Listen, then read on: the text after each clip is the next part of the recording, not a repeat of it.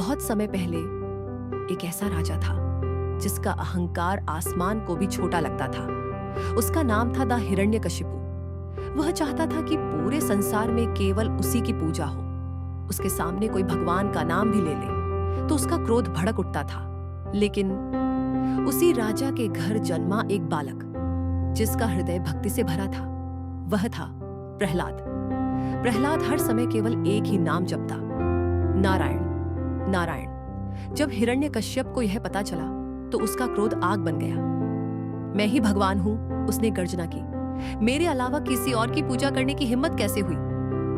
लेकिन एक छोटे से बालक ने निर्भीक होकर कहा, पिताश्री, सच्चे भगवान तो श्री हरि हैं, वही सबके रक्षक हैं। बस यहीं से शुरू हुआ अत्याचार। प्रहलाद को पहाड़ से गिराया गया, सांपों के बीच फेंका गया, हाथियों के पैरों तले कुचलवाने की कोशिश की गई, लेकिन हर बार कोई अदृश्य शक्ति उसे बचा लेती।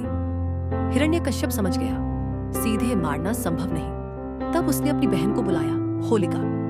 होलिका को वरदान था, वह अग्नि में कभी नहीं जलेगी। योजना बनी, प्रहलाद को उसकी गोद में बैठाकर अग्नि में बैठा दिया जाए।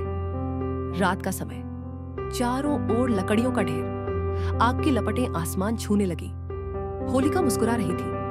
हिरण्यकश्यप को विश्वास था, आज भक्ति जल जाएगी। लेकिन भक्ति को अग्नि कैसे जला सकती थी? प्रहलाद आंखें बंद कर बस एक ही नाम जप रहा था, नारायण नारायण। लपटें तेज हुई, हवा गरजने लगी और फिर एक चमत्कार हुआ। होलिका का वरदान समाप्त हो गया। अग्नि ने उसे अपने आगोश में ले लिया। लेकिन प्रहलाद, वह अग्नि के बीच भी सुरक्षित बैठा रहा। सुबह जब आग शांत हुई तो राख में से निकला एक बालक जिसकी आस्था अडिग थी। अहंकार जल चुका था, भक्ति विजयी हो चुकी थी। इसी घटना की याद में हर वर्ष होलिका दहन किया जाता है। ये केवल लकड़ियां जलाना नहीं है, ये अपने अंदर के अहंकार को जलाना है। ये ईर्ष्या, द्वेष और बुराई को अग्नि में समर्पित करना है। क्योंकि याद रखिए, अहंकार चाहे कितना भी शक्तिशाली क्यों ना हो, भक्ति और सत्य की जीत निश्चित होती है। इस होली सिर्फ रंग मत लगाइए, अपने भीतर की बुराइयों को भी जला दीजिए। यही है होलिका दहन का सच्चा संदेश। हरि बोल।